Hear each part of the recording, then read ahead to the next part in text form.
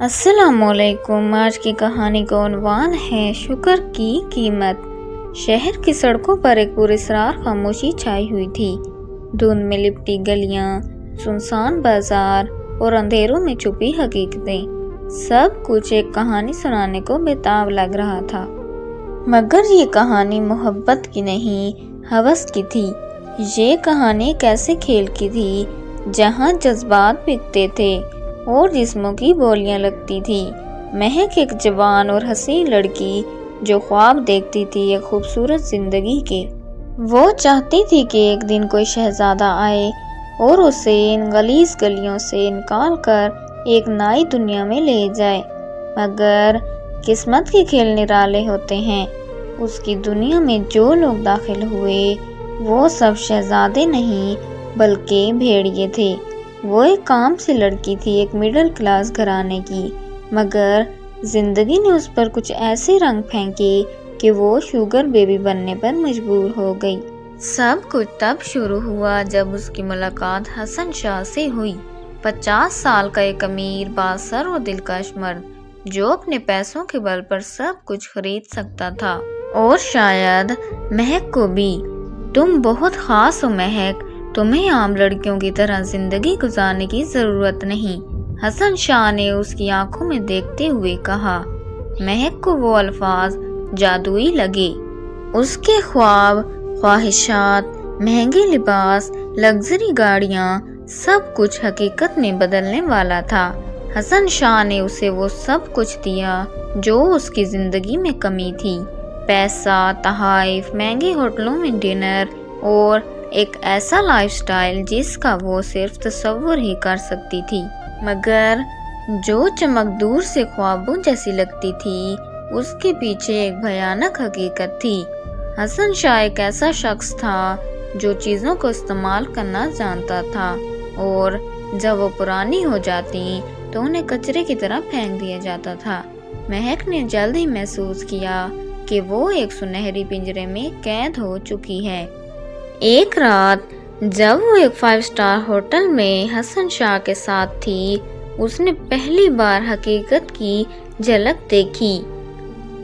مہک، میں نے تمہیں سب کچھ دیا ہے اور اب تمہیں بھی میرے اصولوں پر چلنا ہوگا، حسن شاہ نے ایک سخت لہجے میں مہک سے کہا۔ اس کی آنکھوں میں کوئی محبت نہیں تھی، وہ صرف ملکیت کا احساس تھا۔ وہ مہک کو ایک کھلونا سمجھ رہا تھا، ایک ایسی چیز جو اس کے اشاروں پر چلے۔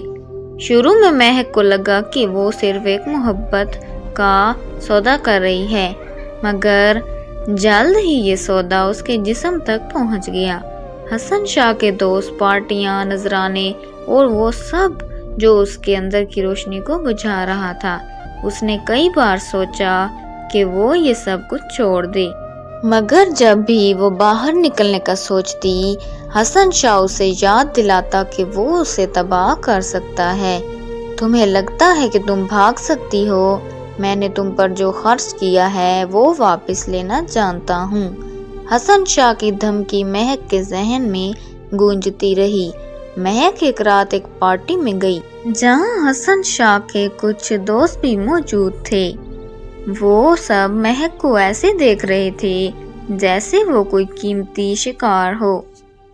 آج رات تمہارا ایک نیا تجربہ ہوگا مہک، حسن شاہ نے مسکراتے ہوئے کہا۔ مہک کو پہلی بار احساس ہوا کہ وہ صرف ایک شوگر بیبی نہیں تھی، وہ اب ایک کٹ پتلی بن چکی تھی۔ اس نے اس رات بھاگنے کا فیصلہ کیا۔ وہ جانتی تھی کہ اگر وہ نہ نکلی تو شاید وہ زندہ نہیں بچے گی۔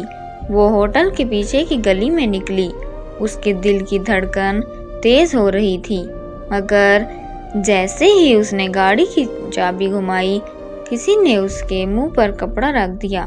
مہک کو جب ہوش آیا تو وہ ایک ویران کمرے میں تھی۔ حسن شاہ اس کے سامنے کھڑا تھا، اس کی آنکھوں میں وہی چمک تھی، مگر اب وہ روشنی نہیں بلکہ اندھیرا تھا۔ تم بھاگ نہیں سکتی مہک، تم اب میری ہو، ہمیشہ کے لیے، وہ دھیرے سے بولا۔ مہک کی آنکھوں سے آنسو نکل آئے۔ وہ سمجھ گئی تھی کہ جو کھیل اس نے شروع کیا تھا اس کا انجام صرف یہی ہوگا۔ اس رات وہ چیخی چلائی مگر کوئی بھی اسے بچانے کے لیے نہیں آیا۔ اگلے دن ایک ویران سڑک پر ایک لاش ملی، ایک حسین لڑکی کی جس کی آنکھیں کھلی ہوئی تھی، جیسے وہ آخری لمحے تک کسی کو مدد کے لیے پکار رہی ہو۔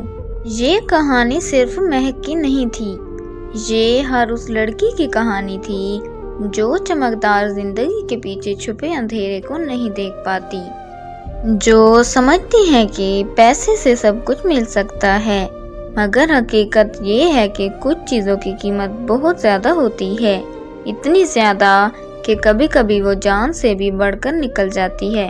یہ کہانی ایک تلخ حقیقت کی عکاسی کرتی ہے